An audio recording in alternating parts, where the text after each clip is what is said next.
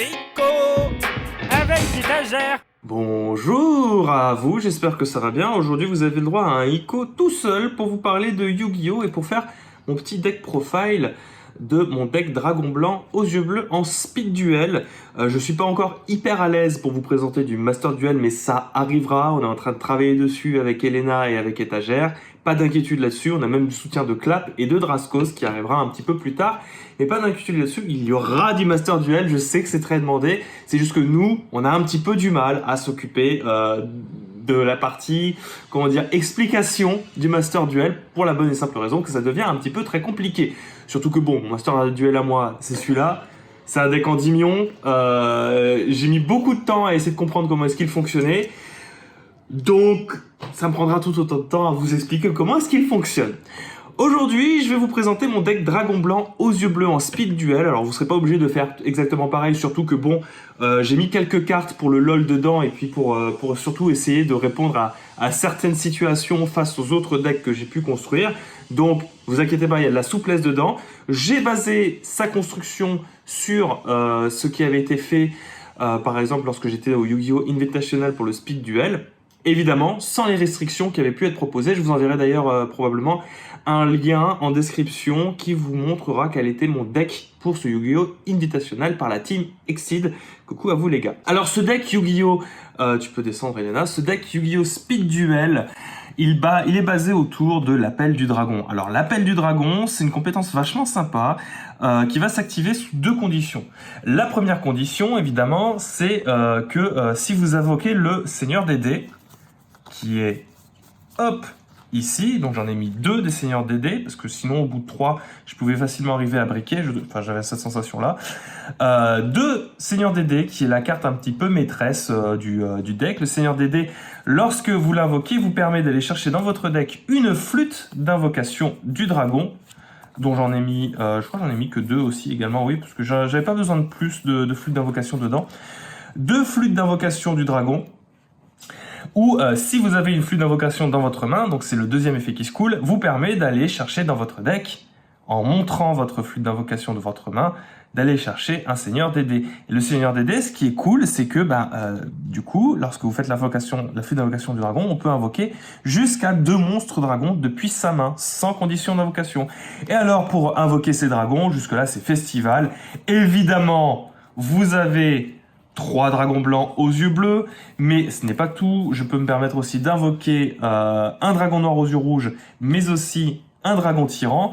Et si vraiment j'ai pas de chance avec mes dragons, et puis surtout lui, un Behemoth à 2 têtes, qui aura l'effet cool de revenir à la end phase avec seulement 1000 d'attaque et 1000 de défense s'il a été détruit sur le terrain et envoyé au cimetière pendant ce tour-là.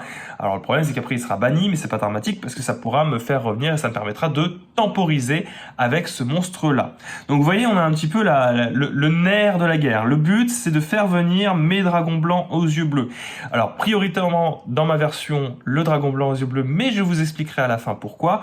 Et évidemment le dragon tyran qui a un effet super sympa en plus d'avoir quand même 2900 d'attaque, et le dragon noir aux yeux rouges parce que c'est un dragon et qui peut être super sympa aussi en soutien. Je peux vous dire que quand vous avez invoqué votre Seigneur des Dés, que vous utilisez la flûte d'invocation et que derrière vous sortez soit 2 dragons blancs, soit un dragon tyran, un dragon noir, voire même un dragon blanc, un dragon tyran, je peux vous dire que l'adversaire il flipote un petit peu, mais ça c'est une possibilité de combo parce que ce n'est pas la seule et malheureusement ça peut être parfois un petit peu compliqué de piocher une flûte d'invocation du dragon ou de piocher un Seigneur des Dés. Alors, pour ce faire, j'ai une astuce, j'ai une petite solution, à savoir que j'ai aussi rajouté 2 Kaibaman. 2 Kaibaman. Alors pourquoi Kaibaman? Parce que Kaibaman me permet de sacrifier et d'invoquer spécialement mon dragon blanc aux yeux bleus. Donc, vous invoquez votre Kaibaman, vous avez un dragon blanc aux yeux bleus dans votre main, mais toujours pas de flûte ni de Seigneur des Dés. Vous sacrifiez votre Kaibaman pour invoquer un dragon blanc aux yeux bleus. Un effet plutôt sympa qui vous permet de temporiser sur l'arrivée éventuellement après d'un Seigneur des Dés, d'une invocation du dragon. Évidemment, vous vous doutez bien que si vous avez déjà ne serait-ce qu'un dragon blanc aux yeux bleus, vous avez un certain avantage sur votre adversaire parce que des monstres à 3000, eh ben, pour le moment, c'est le seul du jeu, à part si on exclut les fusions, donc ça peut être un petit peu compliqué. Donc, Kaibaman, bon bail dans ce deck-là, je trouve, est plutôt intéressant à jouer. Pour aller chercher, évidemment, parce que vous voyez que la problématique de ce deck, c'est que, Si on n'a pas le Seigneur des Dés ni de dragon dans la main, on est un peu baisé. C'est un petit peu ça le problème. Si on n'a pas de dragon blanc ni de Seigneur des Dés, il va falloir les chercher. Seigneur des Dés est un magicien, le dragon blanc aux yeux bleus est un dragon.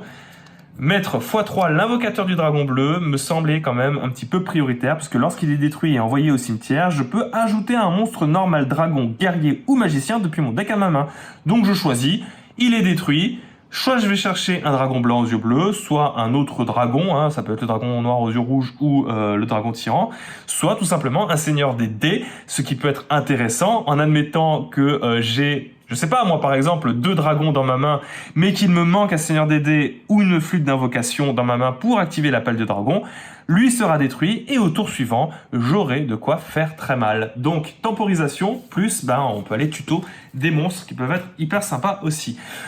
Pour m'aider dans tout ça, j'ai évidemment... Alors celle-là, elle est indispensable dans le méta speed duel, c'est la tempête d'Etaka, qui est l'une des cartes pièges les plus efficaces, si vous voulez, puisque ça vous fait gagner quand même un tour. Et un tour de gagner dans le speed duel, c'est énorme. La tempête d'Etaka va changer de position de combat tous les monstres face recto. Alors comme vous savez que la plupart des decks possèdent une tempête d'Etaka, le conseil qu'on retrouve généralement pour pas trop se faire niquer, c'est, voilà, vous avez 2 monstres en position d'attaque et vous allez déclencher une attaque. Idéalement, mettez un des monstres en position de défense avant d'enclencher l'attaque, puisque l'adversaire va activer la tempête d'Etaka. Tout simplement, ça va changer la position de défense, la position d'attaque et de défense des monstres. Vous vous retrouverez malgré tout avec un monstre en position d'attaque. Bon, lui, en l'espèce, il est pas très fort, mais ça peut toujours vous sauver la mise si vous voulez, je sais pas moi, abattre votre adversaire en dernier lieu.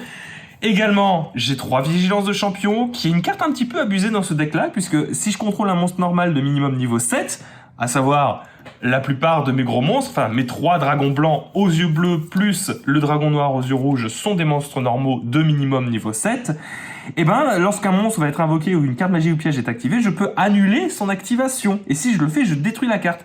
Donc ça, c'est aussi une carte très très puissante. Et on en arrive du coup au dernier.